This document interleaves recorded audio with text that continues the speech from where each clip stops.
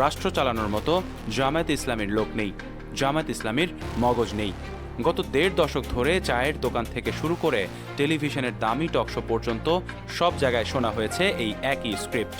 শুধু ফ্যাসিবাদী আওয়ামী লীগ নয়, আরেক মুসলিম দল বিএনপির নেতারাও বারবার কটাক্ষ করে বলেছেন এরা আন্দোলন করতে পারে, কিন্তু অর্থ মন্ত্রণালয় বা অন্যান্য মন্ত্রণালয় সামলানোর মতো শিক্ষিত লোক জামায়াতে কই।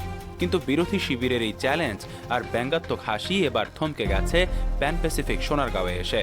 আজকের ভিডিওতে আমরা কোনো রাজনৈতিক আলোচনা করব না। আজ আমরা এমন কিছু বায়োডাটা দেখাবো যা দেখলে তথাকথিত বড় বড় দলগুলোর রাতের ঘুম হারাম হয়ে যাবে। ২০২৬ সালের বাংলাদেশের জন্য পর্দার আড়ালে জামায়াতের যে শ্যাডো ক্যাবিনেট বা ছায়া সরকার তৈরি হচ্ছে, চলুন আজ তাদের ভালো মতো চিনে নেই। প্রস্তুত তো মেধার সেই মহা বিস্ফোরণ দেখতে? গত মঙ্গলবার সকালে রাজধানীতে জামায়াতে ইসলামীর আয়োজিত পলিসি সামিট ২০২৬ অনুষ্ঠিত হয়। সেখানে নতুন ও সমৃদ্ধ বাংলাদেশের জন্য নীতিগত রূপরেখা ও ভবিষ্যৎ ভাবনা তুলে ধরেন দলটির আমির শফিকুর রহমান। আগামী ১২ ফেব্রুয়ারি অনুষ্ঠেয় জাতীয় সংসদ নির্বাচন সামনে রেখে জামায়াত এই রূপরেখা দিয়েছে।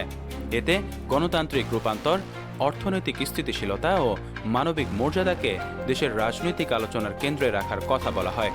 আর এই সামিটে দলটির শ্যাডো ক্যাবিনেট হিসেবে যাদেরকে পরিচয় করিয়ে দেওয়া হয়েছে তাদের দেখে পিলে চমকে গেছে সমালোচকদের। জামায়াত এই সামিটে তার ভবিষ্যৎ মন্ত্রীদেরকেই লাইমলাইটে এনেছে। তারা ক্ষমতায় আসলে কোন কোন ডার্ক সাইডে ব্যক্তি দেশ চালাবে তা দেখে রীতিমতো মুখ বন্ধ হয়ে গেছে জামায়াতের প্রতিপক্ষ বিএনপির। শুরুতেই বিরোধী পক্ষের সেই প্রশ্নের উত্তর দেওয়া যাক, জামায়াত কি অর্থনীতি বোঝে? তাকান সামিটের সম্মানিত অতিথি ডক্টর নাসির উদ্দিন আহমেদের দিকে। সাধারণ কোনো মানুষ নন তিনি জাতীয় রাজস্ব বোর্ড বা এনবিআর এর সাবেক চেয়ারম্যান। বাংলাদেশের অর্থনীতির চাবিকাঠি যার হাতে ছিল বছরের পর বছর। তিনি জানেন রাষ্ট্রের টাকার প্রতিটি হিসাব নিকাশ, জানেন কিভাবে রাজস্ব আদায় করে অর্থনীতিকে চাঙ্গা করতে হয়। এনবিআর এর সাবেকই ক্যাপ্টেন যখন একটি দলের পলিসি অ্যাডভাইজার হন, তখন বুঝতে হবে সেই দলের অর্থনৈতিক ভিত্তি এখন হিমালয়ের মতো শক্ত। যারা বলতেন জামায়াতে অর্থমন্ত্রী হওয়ার লোক নেই, ডক্টর নাসিরের নাম শোনার পর তাদের এখন কি বলার আছে? আবার রাষ্ট্র চলে ফাইলের গতিতে, আর সেই ফাইল কিভাবে সামলাতে হয়, লাল ফিতার দৌরাত্ম কিভাবে খতম করতে হয় তা নিয়ন্ত্রণের জন্য জামায়াত সামনে এনেছে শামীম সারা খানকে। তিনি ছিলেন শিল্প মন্ত্রণালয়ের সাবেক অতিরিক্ত সচিব। তিনি জানেন সচিবালয়ের অলিগলি আর আমলাতন্ত্রের অভ্যন্তরীণ সব কলাকৌশল। জামায়াতের মেধার গভীরতা এখানেই শেষ নয়। তাকান ডক্টর ওয়ারিসুল করিমের দিকে। যুক্তরাজ্যের লিডস ইউনিভার্সিটি থেকে পিএইচডি করা এবং সেখানকার বিজনেস স্কুলের সাবেক ডিন। যখন একজন গ্লোবাল স্কলার পলিসি ডিজাইন করেন, তখন তা আর স্রেফ রাজনীতি থাকে না, তা হয়ে যায় আন্তর্জাতিক মানের শাসন কাঠামো। এর সাথে আছেন ঢাকা বিশ্ববিদ্যালয়ের ফাইন্যান্স ডিপার্টমেন্টের chairman professor doctor HM. Mosharraf Hossain. দেশের সেরা বিদ্যাপীঠের ফাইন্যান্স প্রধান যখন একটি প্যানেলের সদস্য হন, তখন বুঝতে হবে শেয়ার বাজার বা মুদ্রাস্ফীতি সামলানোর মাস্টারমাইন্ডরা এখন এক ছাতার নিচে। এটি সেই শ্যাডো ক্যাবিনেট যা বিএনপি আওয়ামী লীগের সব অপপ্রচারকে তুড়ি মেরে উড়িয়ে দিয়েছে। নিজ নিজ ক্যারিয়ারে সফল এই ব্যক্তিরা জেনজি ও আলফা প্রজন্মের পালস বোঝার ক্ষমতা রাখে। বর্তমানে বাংলাদেশের তরুণ প্রজন্ম স্বপ্ন দেখে হাইটেক ক্যারিয়ারের, কিন্তু প্রশ্ন হলো দেশে চাকরি কই? সব রাজনৈতিক দলই প্রতিশ্রুতি দেয়, কিন্তু সত্যিকারের কর্মসংস্থান করে আজ পর্যন্ত কেউ দেখাতে পারেনি। জামায়াত এই সেক্টরই ফেলেছে তুরুপের তাস। ইঞ্জিনিয়ার মাসুদ রহমানের প্রোফাইলটা একটু গুগল করে দেখুন। তিনি সেমি কন্ডাক্টর জায়ান্ট ইন্টেলের সাবেক সিনিয়র ইঞ্জিনিয়ার। ভাবা যায় বিশ্বের ১ নম্বর টেক কোম্পানিতে যিনি ইঞ্জিনিয়ারিং লিড দিয়েছেন, তিনি এখন বাংলাদেশের আইটি হাব বানানোর পরিকল্পনা করছেন। তার সাথে হাত মিলিয়েছেন বেসিসের নির্বাহী সদস্য ইঞ্জিনিয়ার বেলাল আহমেদ। আর স্কিল ডেভেলপমেন্টের জন্য আছেন আব্দুল্লাহ আল মাহমুদ। আমেরিকা আর লন্ডনের টপ ইউনিভার্সিটির ডিগ্রিধারীরা যখন যুব মন্ত্রণালয়ের পলিসি বানাবেন, তখন এই দেশের এডুকেশন সিস্টেম আর সার্টিফিকেট সর্বস্ব থাকবে না, তা হবে কর্মমুখী। মিশিগান স্টেট ইউনিভার্সিটির স্কলার ডক্টর সাব্বির আহমেদ বা ভার্জিনিয়ার ডক্টর আশিকুর রহমানের মতো গ্লোবাল ম্যানেজাররা যখন এক মঞ্চে বসেন, তখন বুঝতে হবে বাংলাদেশের কানেক্টিভিটি এখন পাড়া মহল্লায় নয়, ওয়াশিংটন থেকে সিলিকন ভ্যালি পর্যন্ত বিস্তৃত। বিরোধীরা এটাও বলে জামায়াতের নেটওয়ার্ক নেই, অথচ দেশের সবচেয়ে দক্ষ আর ক্লিন ইমেজের ডাক্তারদের প্রোফাইল চেক করলে দেখা যায় তাদের বড় একটি অংশ এই দলের অনুসারী। ইবনে সিনা বা ইসলামী ব্যাংক হাসপাতালের মতো চেইন যারা দশকের পর দশক সফলভাবে পরিচালনা করছে, তারা যখন স্বাস্থ্য মন্ত্রণালয়ের দায়িত্ব নেবে তখন কি হবে বলাই বাহুল্য। দেশের স্বাস্থ্য খাতের চেহারাই বদলে যাবে রাতারাতি। জামায়াত ঘোষণা করেছে তারা ক্ষমতায় আসলে 5 বছরের নিচে আর 60 বছরের উপরে সবার চিকিৎসা হবে সম্পূর্ণ ফ্রি। এটি কোনো অবাস্তব স্বপ্ন নয়। তাদের এই প্রফেশনাল নেটওয়ার্ক আর ম্যানেজমেন্ট স্কিল বলে দিচ্ছে তারা অলরেডি একটি প্যারালাল হেলথ সিস্টেম দাঁড় করিয়ে ফেলেছে। এখন প্রশ্ন হলো, কেন গত 15 বছর ধরে আপনাকে মিথ্যে শোনানো হলো? কারণ আপনার মনে যদি একবার ভয় ঢুকে যায় যে এরা অযোগ্য, তবেই না আপনি লুটেরাদের ভোট দেবেন। বিএনপি বা আওয়ামী লীগ সবাই ভয় পায় জামাতের এই ক্লিন ইমেজ আর হাই প্রোফাইল টেকনোক্র্যাটদের। তাই তারা দিনের পর দিন চালিয়ে গেছে প্রোপাগান্ডা। সোনারগাঁওয়ে অনুষ্ঠিত এই পলিসি সামিট ছিল কেবল ট্রেলার।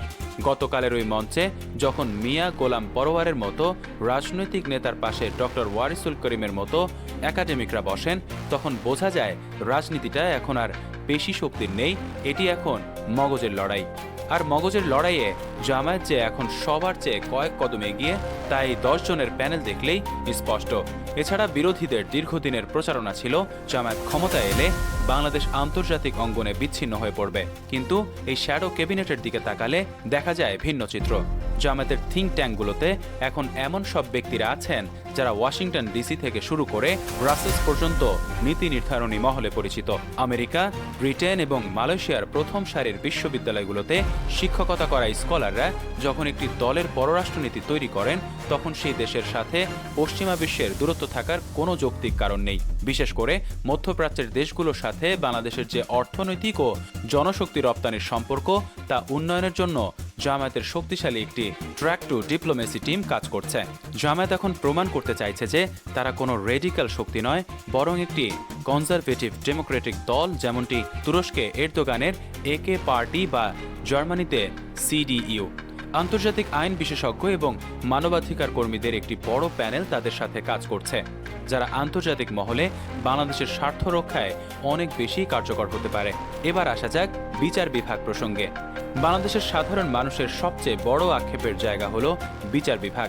জামায়াত তাদের এই মেধা প্যানেলে যুক্ত করেছে দেশের নামকরা আইনজ্ঞদের, যারা শুধু সংবিধান মুখস্থ করেননি, বরং আন্তর্জাতিক অপরাধ আইন এবং মানবাধিকার রক্ষা নিয়ে বিশ্বজুড়ে কাজ করেছেন। শ্যাডো ক্যাবিনেটের এই সদস্যরা একটি ইন্ডিপেন্ডেন্ট জুডিশিয়াল কাউন্সিল গঠনের নকশা তৈরি করেছেন।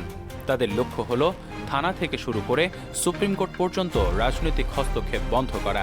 যখন একজন ব্যারিস্টার বা ল প্রফেসর বিচার বিভাগের পলিসি নির্ধারণ করেন, তখন সেখানে গায়েবী মামলা বা বিচার বহির্ভূত হত্যাকাণ্ডের মতো অন্ধকার অধ্যায়গুলো বিলুপ্ত হওয়ার সম্ভাবনা তৈরি হয়। দুর্নীতি দমনেও জামায়াত নিচ্ছে কড়া পদক্ষেপ। ডিজিটাল ফরেনসিক বিশেষজ্ঞ এবং সাবেক অডিটরদের সমন্বয়ে তারা এমন একটি সিস্টেম তৈরির প্রস্তাব দিচ্ছে, যেখানে সরকারি কেনাকাটায় কোনো মানুষ নয়, বরং কৃত্রিম বুদ্ধিমত্তা বা এআই নজরদারি করবে।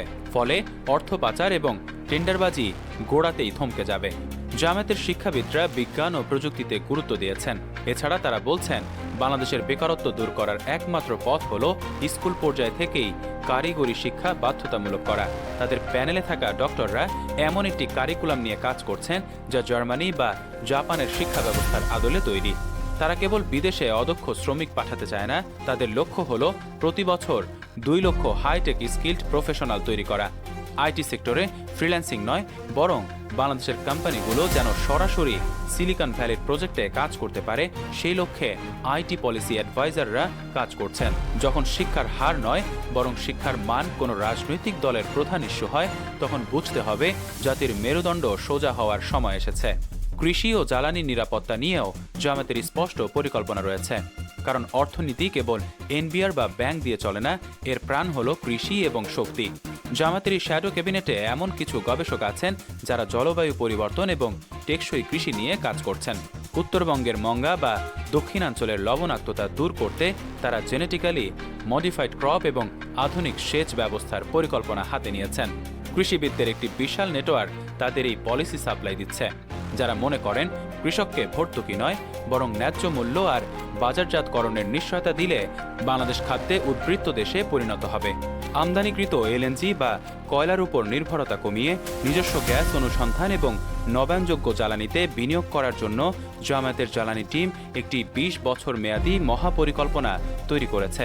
তারা বলছে, কারো দয়ায় বিদ্যুৎ নয়, আমরা নিজেরা উৎপাদন করে শিল্প বিপ্লব ঘটাবো। এই যে দীর্ঘ তালিকায় আমরা এনবিআর চেয়ারম্যান, ইন্টেল ইঞ্জিনিয়ার, সচিব আর বিশ্ববিখ্যাত স্কলারদের দেখালাম, এরা কেউ আবেগের বশবর্তী হয়ে এক মঞ্চে আসেননি। এরা এসেছেন কারণ তারা দেখছেন বাংলাদেশের বর্তমান ধারার রাজনীতি দিয়ে এই দেশ আর টিকবে না। মগজহীনতার যে তকমা গত ১৫ বছর ধরে জামায়াতের গায়ে লেপে দেওয়ার চেষ্টা করা হয়েছে, ২০২৬ সালের এই শ্যাডো ক্যাবিনেট তার যোগ্য জবাব। এখন প্রশ্ন আপনার কাছে, আপনি কি কেবল স্লোগান বিশ্বাস করবেন, নাকি প্রোফাইলগুলো যাচাই করে দেশের আগামীর কথা ভাববেন? রাজনৈতিক বিশ্লেষকদের মতে সময় ফুরিয়ে যাওয়ার আগে এই মেধার জোয়ারে সামিল হওয়াই হবে বুদ্ধিমানের কাজ।